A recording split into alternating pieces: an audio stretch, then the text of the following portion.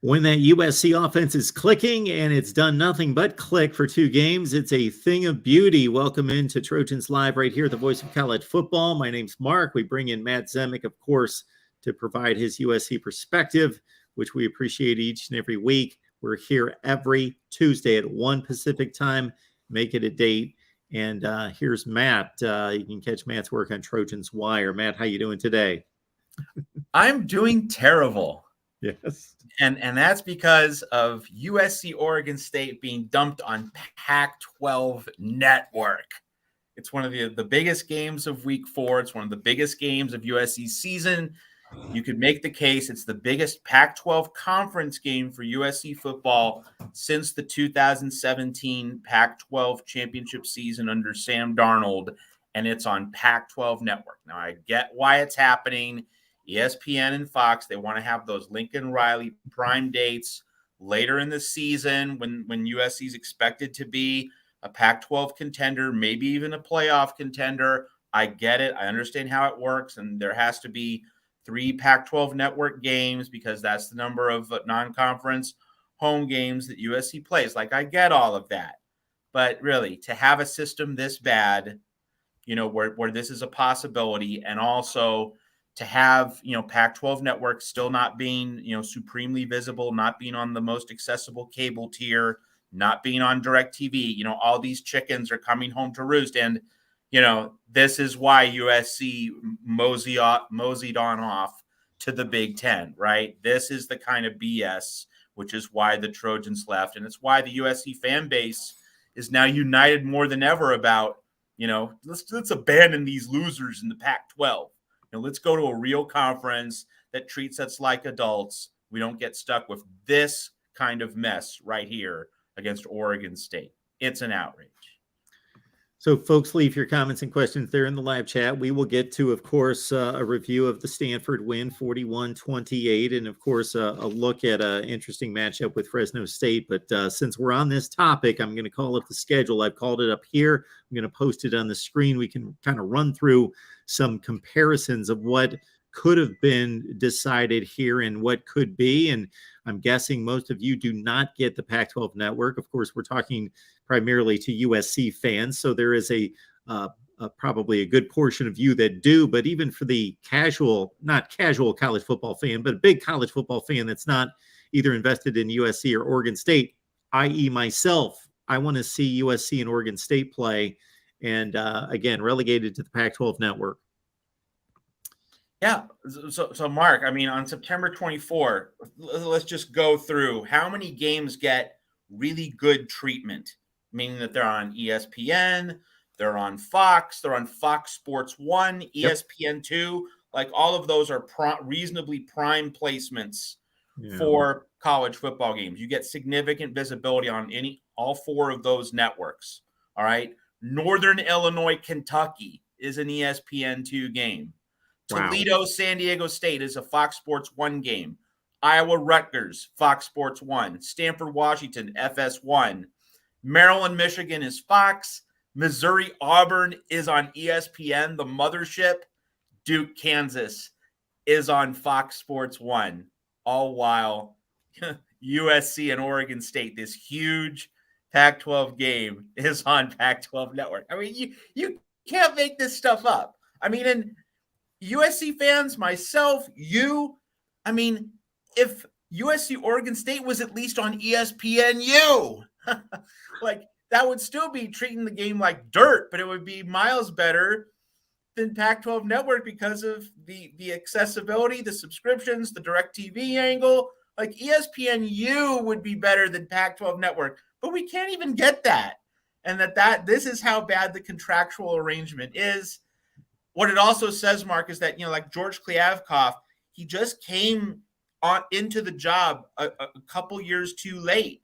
Like, if he came into the job in 2019 instead of 2021, maybe he could say, like, hey, we need to get all this revised. But 1 year, just not long enough. Like, he had to meet with the schools. He had to, establish relationships. 1 year, you can't just unwind everything all at once. He needed 2 more years than what he actually had to scrap this contract, start over, do a new round of media rights. He just did not have enough time. So just want to make sure that Klyavkov isn't the guy catching the heat for this, because this is not his call.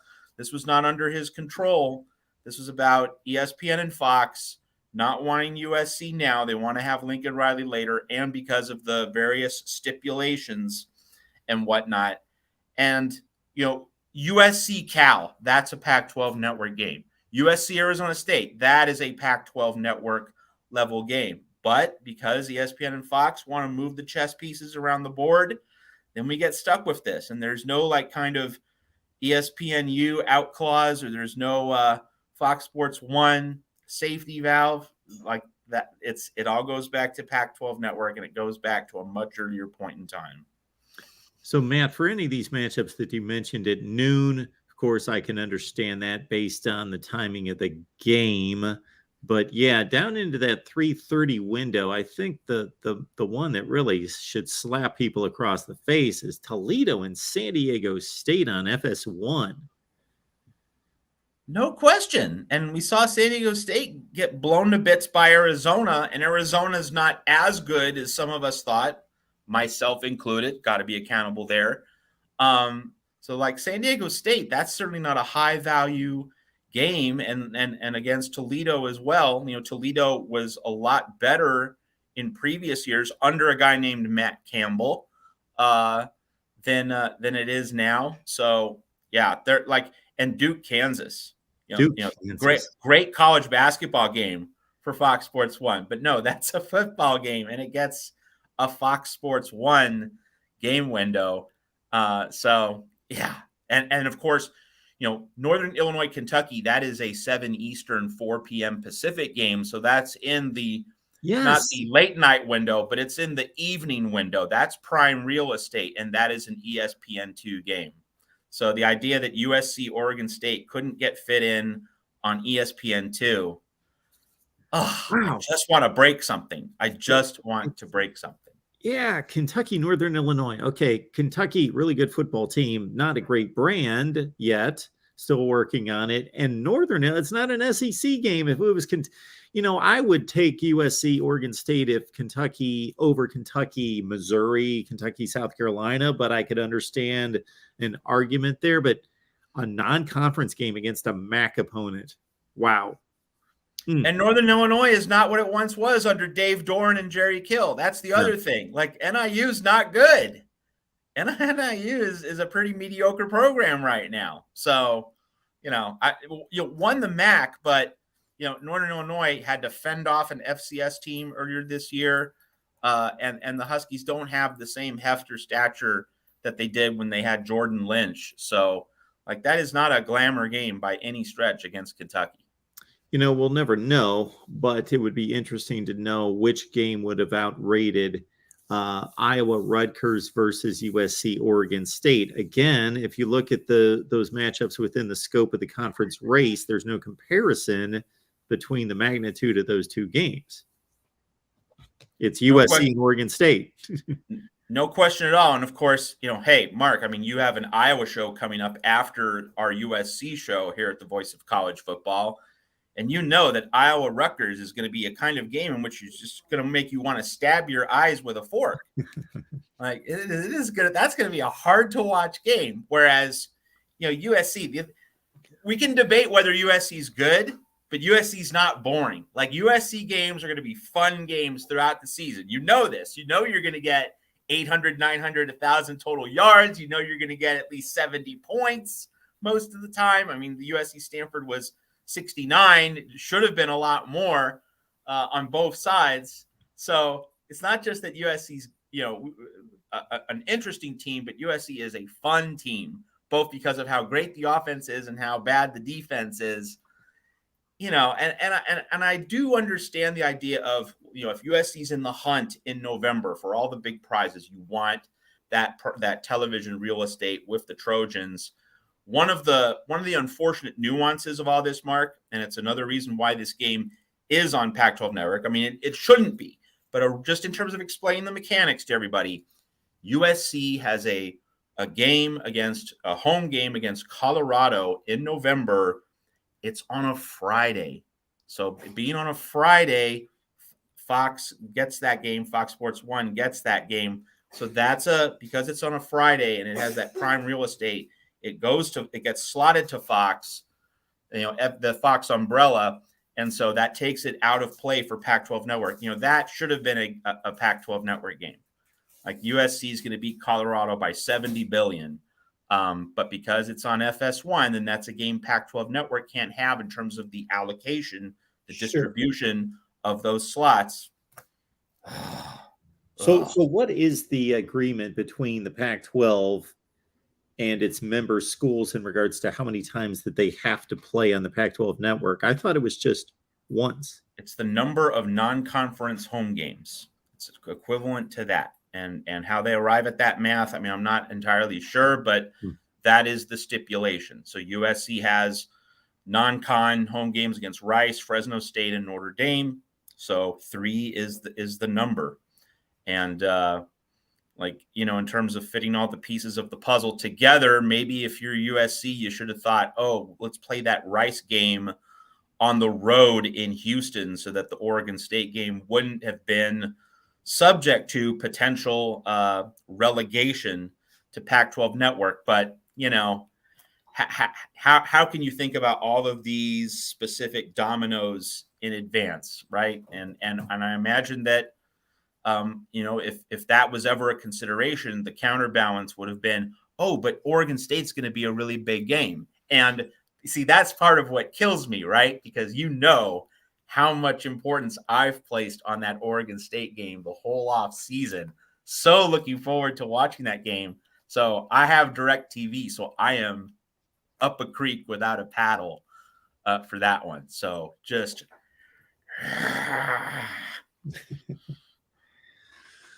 I, by the way, am in good shape for this game. Personally, I still can appreciate the fervor because we're here to support college football and college football fans. I can now get the game. I wouldn't have been able to get the game 3 months ago, but I can now get the Pac-12 Network.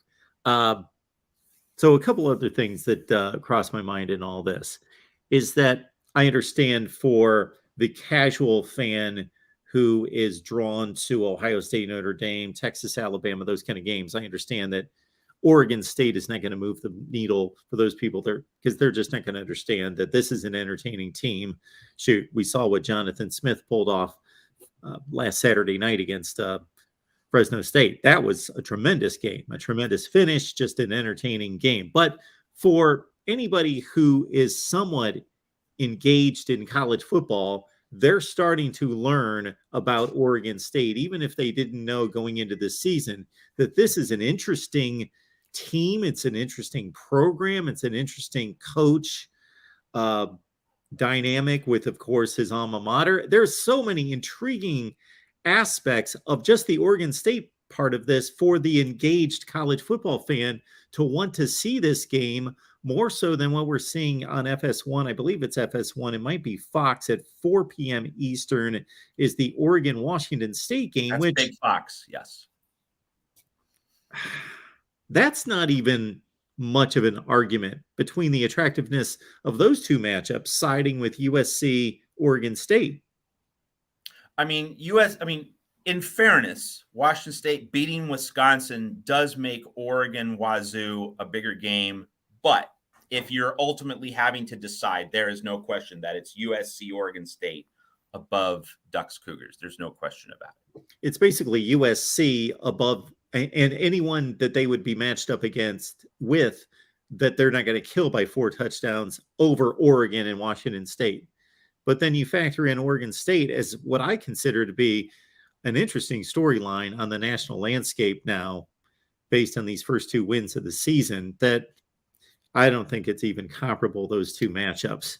Yeah, it's a good point that at Trojans Wire, we do our Pac-12 power rankings every week. So you saw that at Trojans Wire, using the Mark Rogers formula, resetting the whole national map, recalibrating all the results, full reset, no assumptions from the past week. You look at what you saw, you put together all the results. Now we have 2 games instead of 1, but still you put together everything. Oregon State has the best resume in the Pac-12. So Oregon State is number one in Trojans Wire's current rankings. They're not projections for the rest of the season.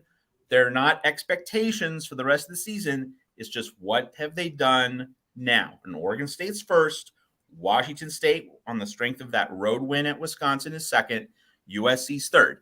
That's not a verdict on how good the teams are. It's on what they have accomplished, which is the Mark Rogers and Matt Zemek basis for how you rank teams every week of a season here at the Voice of College Football. So yes, with Oregon State getting those two good wins over Boise State and Fresno State, with Jonathan Smith making that ballsy decision, a lot like Brian Dable of the Giants going for 2 against the Titans. Really the same thing. It's like just going all in on that one last play, trusting your offense and winning it. Oregon State, has to feel, very confident. And I might add, though, that for USC fans watching here on the Voice of College Football, that's a good outcome in Fresno. You wanted Oregon State to win that game. You want Oregon State to look as good as possible in the event that you're able to beat them, but also you want Oregon State to feel full of itself. And I'm not saying that Oregon State fans or the team shouldn't feel full of themselves. They should to a certain extent, but you don't want Oregon State to be desperate, right? You don't want this to be we have to rally around the flag after that tough loss to Fresno State. You want Oregon State to be undefeated so that when you play the Beavers, maybe the ball is going to bounce the wrong way for them when you play them. It's really good from a USC standpoint to have Oregon State just full of good vibes. And in many ways, this kind of gets to a central discussion of this USC-Oregon State game. And I know we have Fresno State, and Fresno State is to be taken very seriously for all the Fresno State fans here in the audience. Jake Haener, he beat UCLA on the road a year ago. So USC fans are very aware that Jake Haener is to be respected. He maybe even feared against USC's weak defense. That's not going to be a walk in the park.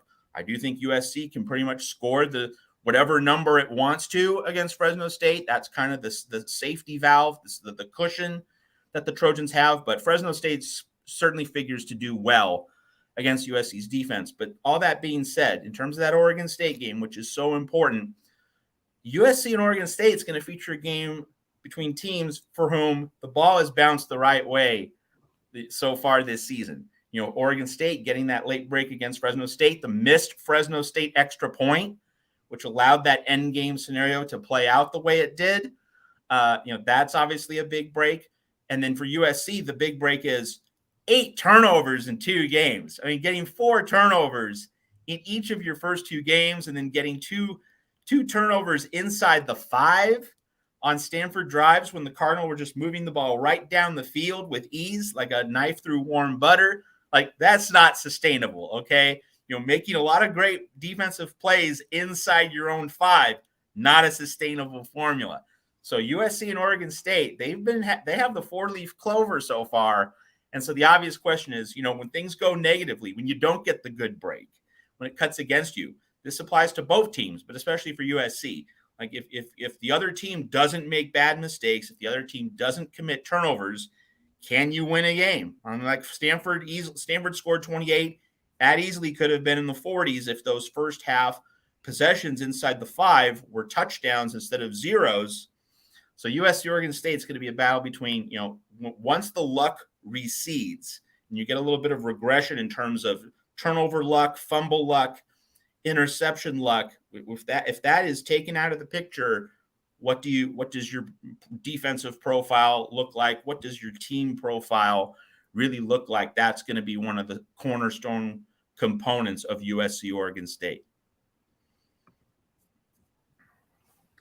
Yeah, our guy Connor Johnson is hurting right now as well, of course, as an Oregon State fan, regardless of whether he can get the game or not. I don't know. He hasn't. A number of people, yes, in the chat are saying, we're scurrying to whatever platform we need to go to, whether that's a local bar, restaurant, or whatever we need to do to watch the game.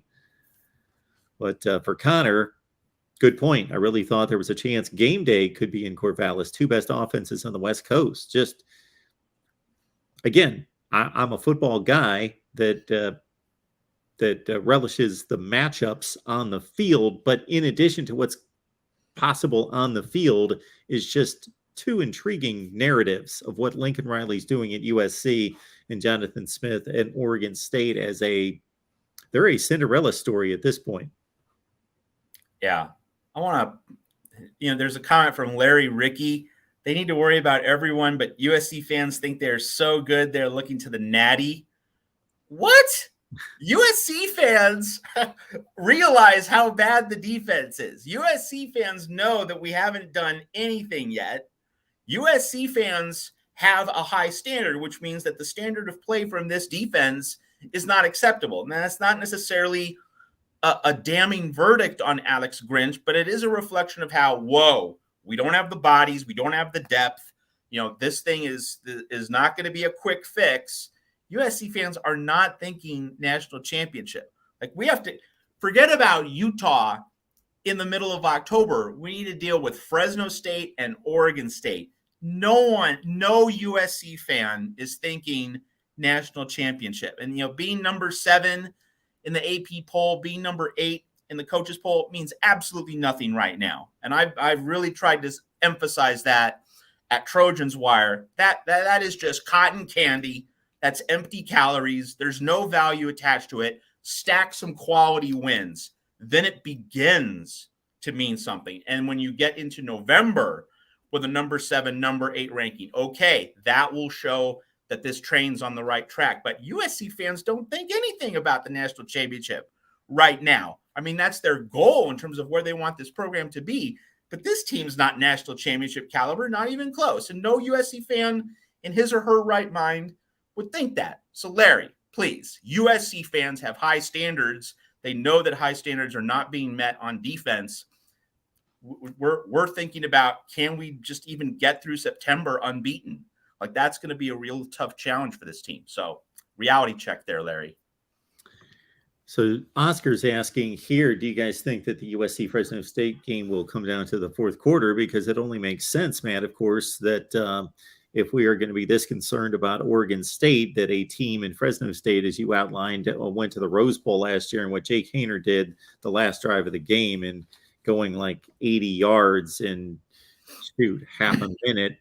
It was pretty quick. And then Fresno State, obviously, coming within a second of defeating Oregon State. Jake Haener threw for 360. Jordan Mims ran for 122 and 2 touchdowns. But this game can't be overlooked. Not at all. Hey, Oscar, I got to say, you always ask great questions here on the Voice of College Football. I really appreciate it. This is another really good question. Coming down to the fourth quarter, I think the game will be competitive in the fourth quarter. I don't think it's going to be a nail biter. And of course, if you're college football historians, if you're USC fans, if you're Fresno State fans watching here on the Voice of College Football, you remember the 2005 game in the Coliseum, with Reggie Bush making that cutback run from the left to the right across the field. It was kind of a similar flight path to O.J. Simpson and his even more iconic run across the field at the Coliseum against UCLA in 1967. So that game, Fresno State landed some punches early. USC was able to punch back in the second half. It was a close, competitive game, but it wasn't like a white knuckle finish in the final 2 minutes. We could very realistically see a game like that. I think that game offers a very realistic look at what we could see on Saturday. So, I think Fresno State is going to be the first team to score over 30 against USC's defense, because Stanford should have scored more than 30, left all those points on the table. The turnover luck that USC has had, it's not likely to continue.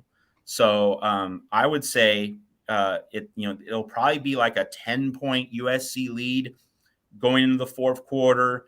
And Fresno State is going to, make it a contest, I think, until I would say maybe 5 or 6 minutes left.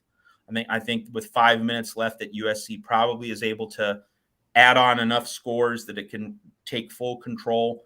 But I certainly don't see this as a layup. And I think Jake Haener is going to land his shots. One of the things that USC has done well on defense this year is not give up the home run ball. Didn't give it up to Tanner McKee last week against Stanford. I wonder how much that can continue. Now, Mekhi Blackman, we can see how good he is. Like he went up against taller and very strong Stanford receivers, and he held his own on an island. So I think Hayner's going to look at the other side of the field. He's going to look for other areas to beat USC's secondary. And I think Fresno State's going to land a couple shots. But the discussion comes back to who and what's going to stop this USC offense. And it's something I mentioned all season that, for all the flaws about the defense, Pac-12 teams, Kirk Herbstreit said this directly too. They're not used to the tempo. They're not used to the execution. They're not used to the personnel. And that's true. They're not. Pac-12 teams, Pac-12 defenses have not seen anything close to what USC is able to put on the field. And of course, what USC has on the field is coached by Lincoln Riley, one of the best schemers and play designers in college football. That's why the margin for error for USC is so small that if you have one bad possession on offense, whoops, like there goes your leverage. That's it. Because USC is just going to keep stacking sevens in the first half into the early third quarter. So I would say in terms of what's going to happen, Oscar, in USC Fresno State, I would expect something like USC 56, Fresno State 41, something like that. Maybe 52-38, something in that. I would definitely bet the over. I don't know what the total is, but like if it's anything mid 70s or lower, definitely pound the over in this game. That said, about the USC offense, Matt, do you think it was a matter of, with 5 touchdowns in the first half, no touchdowns in the second half, and 2 field goals in the third quarter, and the game was out of hand, USC taking the foot off the gas, or that Stanford came up with something and there are some reasonable concerns about the USC offense? The thing is, it's not just that USC was so good in the first half and then stepped off the gas pedal. USC was, just trying to run the clock and be more conservative. I mean, it makes sense. If the USC was up 41-14, at that point, you want to shorten the game. You don't want to have any more plays than absolutely necessary, both in terms of resting the defense, but also, making sure that your offensive linemen don't get hurt. And you're thin on offensive line. You have great starters, but you're thin. You want to shorten the game. You want to get out of Dodge as quickly as possible. So, if Stanford had scored 2 more touchdowns in the first half and the game was still close, you wouldn't have seen USC step off the gas pedal. You would have continued to see the urgency that we witnessed in the first half. There was nothing schematic that Stanford did. It was just USC, being more conservative. The other thing to note about the second half on offense for USC is that, you might recall Brendan Rice committed offensive pass interference near the goal line on a play where he got open. And, that was a key penalty. Like if he doesn't commit that penalty, he makes that catch and it's a legal catch near the 3, USC scores a touchdown, and we probably don't even get to a point where, Stanford was down 13 with I think 4 minutes left and still had the slimmest of chances of making a comeback. The other thing, we wrote about this at Trojans Wire. If you're reading our site, we went in on Lincoln Riley. We're not here to just praise him and just, extend palm branches as the Messiah. If he makes mistakes, we're going to be on it. And those 2 deep passes that USC made, the USC attempted, I should say, with about 8 minutes left, up 20 points, that was just lazy coaching. You need to run the ball. You need to drain the clock. If, USC was running the clock with the 27-point lead, with the 41-14 lead. After Stanford scored, there were 8 minutes left. You need to just whittle that clock down. That's your most important task. So, if USC does not throw those 2 deep balls with 8 minutes left, you get the clock down to 6:30. And so if Stanford eventually scores, you have just 2 minutes left instead of 4.5. that left that slight sliver of doubt and that slight lane of opportunity for Stanford to potentially, score with 40 seconds left, recover an onside kick. Maybe you get a miracle on the farm. Those two deep pass plays were easily the two worst in-game decisions that Lincoln Riley has made at USC. If you're going to run clock. Like, that's the other point. Stay committed to a plan if you have it. Those passes, just deviated from that. If you were going to throw long balls up 20 with 8 minutes left, then why weren't you throwing long balls up 41-14? So on so many different levels, those two long passes, that was just legitimately terrible coaching by Lincoln Riley. And at Trojans Wire, you're going to get the straight story. We're not going to sugarcoat. We're not going to ignore those kinds of things just because, hey, Lincoln Riley. No, we're going to hold him to account, and we certainly did that this past week.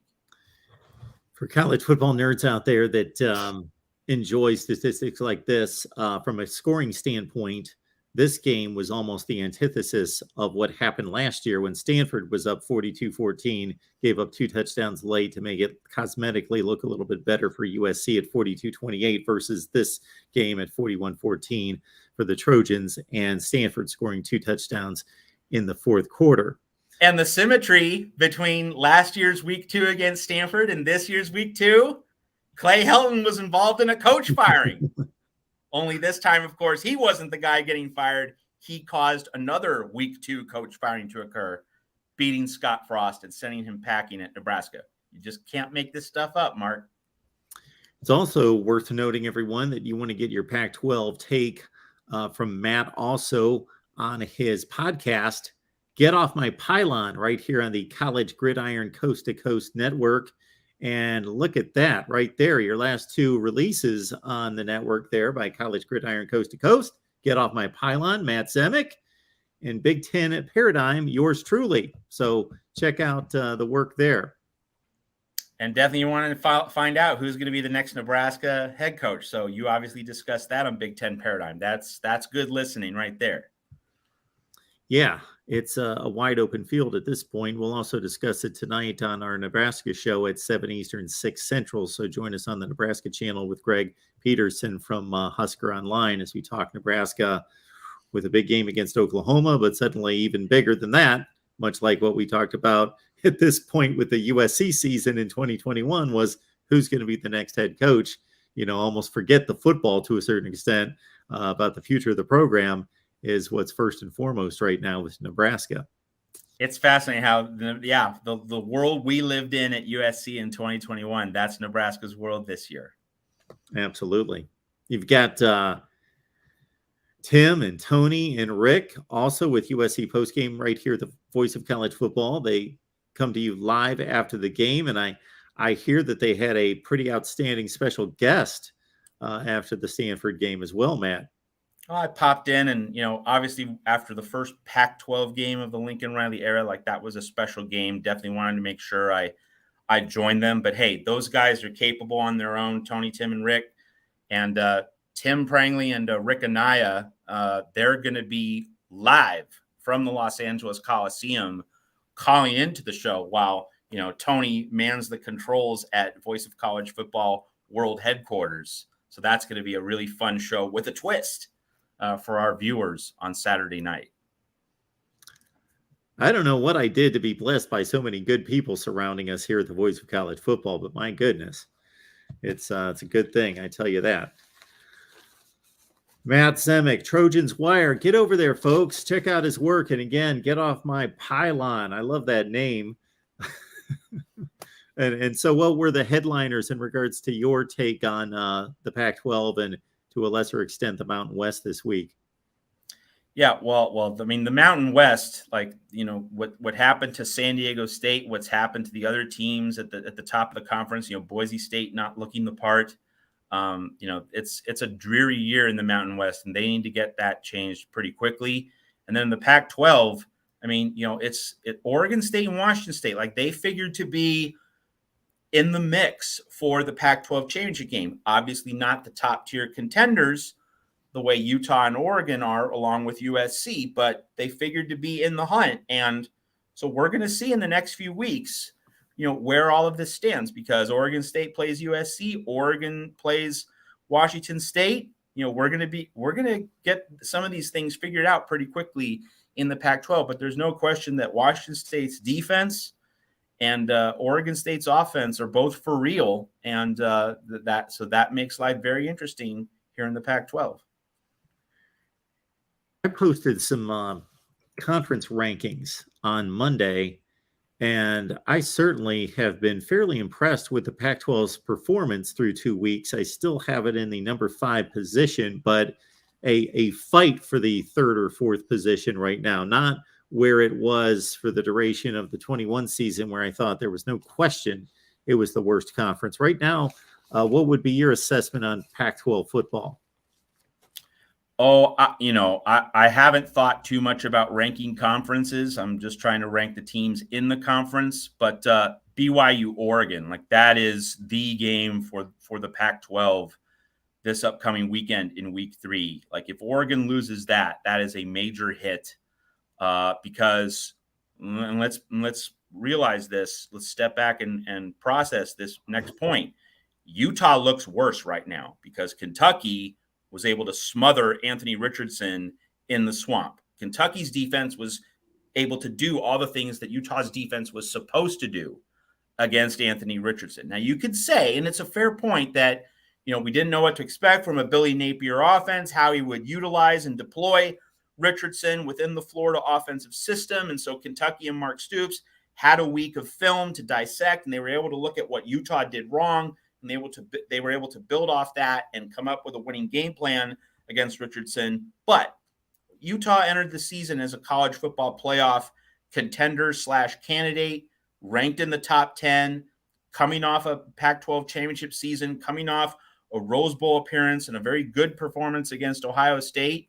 If you're a big dog, if you're a heavyweight in your conference, whether that's perceived or real, you need to deliver the goods against a Florida team, which, as Kentucky made clear, is not a complete team. Florida's a good team, but it's not a complete team. And so for that Utah loss, that Utah performance against Florida looks a few notches worse now after Kentucky was able to just completely smother Richardson. So if Utah's already been dented beyond the Florida loss itself, because the Kentucky-Florida game did erode Utah's standing a little bit more, on top of what's happened to Utah, if Oregon now loses a second game and loses this one in Autzen to BYU before you even get to October, that's a major, major reputational hit for the Pac-12. So while Oregon State and Washington State are doing good work and Arizona looks better than expected, Oregon needs to come home and deliver against BYU in week 3. And if it doesn't, that's a real shift and a bad one for the Pac-12. But if Oregon rallies and puts together a really strong game and thumps a BYU team that just beat Dave Aranda and Baylor, well then, that gets the arrow pointing up. And of course, Oregon can take a win over BYU and go into the back end of its Cougar doubleheader, BYU, then Washington State. So there's a big swing in play with that BYU-Oregon game, depending on whether the Ducks win or lose. We're going to look at the Pac-12 very differently after week 3 based on that result. LBC Trojan, i.e. Rick, has the Pac-12 at number 5. Yeah, the overall record 16-6. I break it down between the overall record, the Power 5 record, the FCS, the group of 5 individual records for each conference, and then, of course, give it context because, shoot, you can go out there like a Texas Tech and beat a Houston, which is more valuable than a number of Power 5 wins. The Sun Belt can make a case for number 5. 5 Power 5 wins. And, of course, the most notable one, Appalachian State over Texas A&M, and, of course, App State almost beat UNC, so close to 6 wins for the Sun Belt. We do have our answer to the point spread situation coming up this week. We've got USC is a 12.5-point favorite, Matt. The over-under is at 71.5. Oh, wow. Got to go over that one. Got to go with the over there. because USC is not going to just tiptoe through another second half and just score a couple field goals. USC is going to get a 49, 50-point game before too long. I mean, obviously 66 against Rice, though, 3 pick sixes in the mix. So the offense actually scored only 45. But the USC offense itself bound to score 49 or more before too long. I saw Shane Lee flash a few times against Stanford and show his playmaking ability. Eric Gentry led the team with 10 tackles. So a couple of those transfer portal guys have shown up. Any particular analysis on just the defense more from an individual standpoint? Of course, you were tracking the emergence, hopefully, of Corey Foreman throughout the offseason. We had that conversation a number of times. He had 3 tackles against Stanford as well. Yeah, not a whole lot from Corey Foreman. And really, the thing that really concerns me about this USC defense was when Stanford did a simple end around to the tight end. Pretty basic misdirection concept. Like, it's not as though you had 3 or 4 different variations on that play. Like, it was just, no, we're just going to fake a handoff left, going to give it right to the tight end circling around. And everyone on USC's defense was out of position. And the tight end, not a speedy flanker, but a tight end rumbles for like 55 yards. Like, I know that you have issues in terms of a lack of depth, and I know that you don't have the ultimate high end talent, but like that is a coaching problem when just a basic misdirection play just gets everybody out of whack. And you saw linebackers and safeties taking the wrong lanes to the ball all night long, run and pass plays. So, there's a lot of coaching that needs to be done, and credit to this defense for making big plays inside its own 5. But again, like, you can't rely on that. You need to be making big plays in the middle of the field. You need to be making big plays on that 3rd and 7 at the 40-yard line. And we're not seeing that. So, this is a resilient defense. Really, what happened in the Stanford game mirrored the Rice game in terms of, really rocky start, got organized at halftime, played better, more physical football in the second half. But in both of those second halves, USC had a massive lead. So, there wasn't any real game pressure, right? And so it's hard to assign too much value to a situation in which there's no game pressure and what the opponent has to throw. It just puts it in a different perspective. And so, again, if Fresno State and Jake Haener, if they don't make mistakes, they finish drives, they make great plays on 3rd and medium. What does this defense have for an answer? So that is just the overwhelming concern. I think the best part of USC's defense, Mark, it's the secondary, and it's Mekhi Blackman in particular, but really the whole secondary. You have not seen them getting beaten over the top. Now, against Rice, you can kind of throw that away because Rice does not have anything resembling an elite quarterback. With Stanford, Tanner McKee, that was a real threat. And when we talked in the offseason about this Stanford game here at the Voice of College Football, the Stanford experts who talked to us said, David Shaw thinks he can get at that USC secondary, at least expect him to probe down the field, see what can happen. Didn't really materialize. Now, there were some pass interference penalties in the second half, but not on especially deep throws. They were on 25, 30-yard throws. It was not a case of the USC defender getting beaten cleanly and desperately grabbing a jersey from behind. It was more of hand fighting and more specifically getting the hands to the face. If the hands, if a hand check is at the chest or the waist, the official is much less likely to make that call. Sierra Wright got flagged basically for putting his hand to the, if not the helmet, just right under the helmet. He needs to keep the hands down if he's going to use the hands at all. So that's a pretty correctable error. The secondary really has not been roasted and toasted on long pass plays. Now, in terms of reading those intermediate routes, those crossers, yes, the secondary has been out of position at times, but it hasn't yet given up the home run ball. So I expect Fresno State, frankly, to land a few shots because I'm wondering how long this can continue. But if you're looking at something really good that this USC defense has done and which doesn't entirely feel like smoke and mirrors, it's not getting beaten by a deep ball. That's a very encouraging sign early on.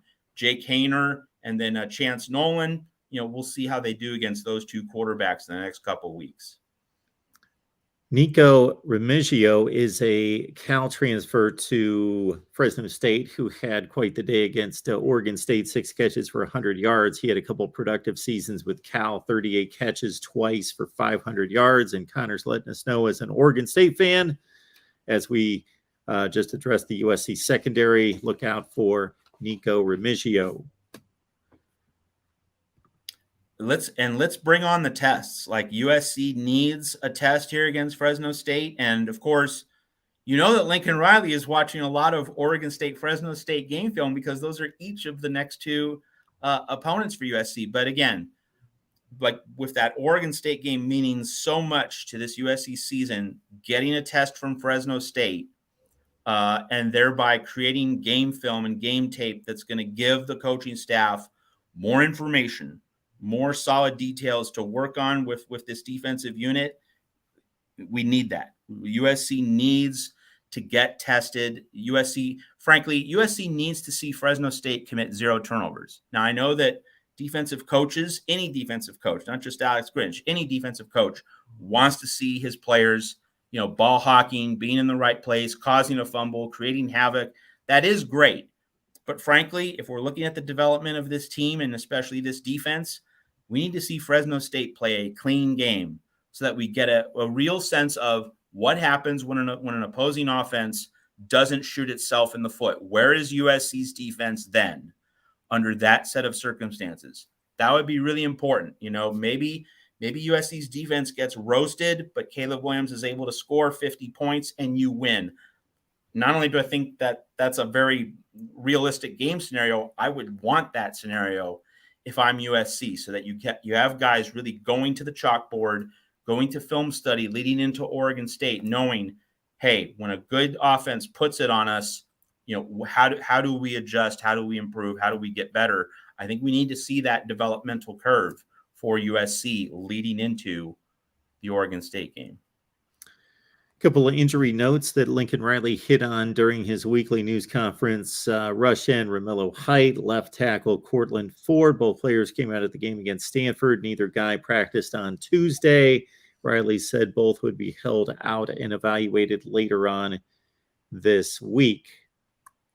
I think the important note there is that Cortland Ford and Bobby Haskins, who've been battling out at left tackle, they both got 33 snaps. Now, Cortland Ford has been the starter. He has been the guy who starts games, but the distribution of snaps between Ford and Haskins has been relatively balanced. So, I would think that Ford is going to play, but if he doesn't play, or if he's, less than full strength, it does seem that Bobby Haskins is doing well enough that that's not going to make too much of a difference on the offensive front. But of course, if you get a more severe injury at that spot, that then changes things. But with Haskins, finding his way within the USC offensive line and within this offensive system, that's not a crisis point.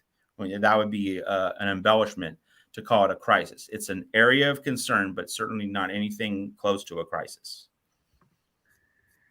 All right, folks. Again, if you didn't hear us off the top and didn't catch the television schedule announced for the weekend of September 24th, the likes of Duke, Kansas, Northern Illinois, Kentucky, and others. We could go down a list of games. It's just not one or two, given more national attention by the networks than USC, Oregon State. Man, I want to see this game. Relegated to the Pac-12 Network.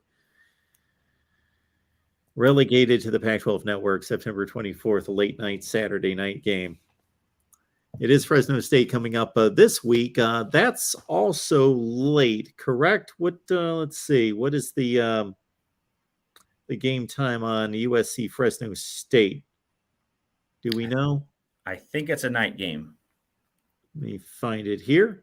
We've got USC and Fresno State coming up. That's a Fox game at 10:30 Eastern, 7:30 Pacific time. Yeah. So the good part about that late night kickoff, I know USC fans don't like them in general, but like it should be very comfortable at the Coliseum. We recall that against Rice, you had temperatures coming close to 100 degrees in that early September Labor Day weekend Los Angeles heat wave. Not so here. So I expect the Coliseum to be packed. 78,000 range. Every seat should be filled. That joint should be roaring. Should be like old times. Folks, between Matt, myself, and everybody else here at the Voice of College Football and connected to what we do here have so much to offer. So please make sure you don't miss anything. So first and foremost, you've got Matt at Trojans Wire. Get on over to Trojans Wire. Check out the work there. You see Matt's Twitter handle there. That's one of the best places, obviously, to track Matt and everything he's got going on right on Twitter at Matt Zemek. We've got Trojans post game here at the Voice of College Football with Tim, Rick, Tony, just doing a tremendous job, just taking the bull by the horns and just running with it.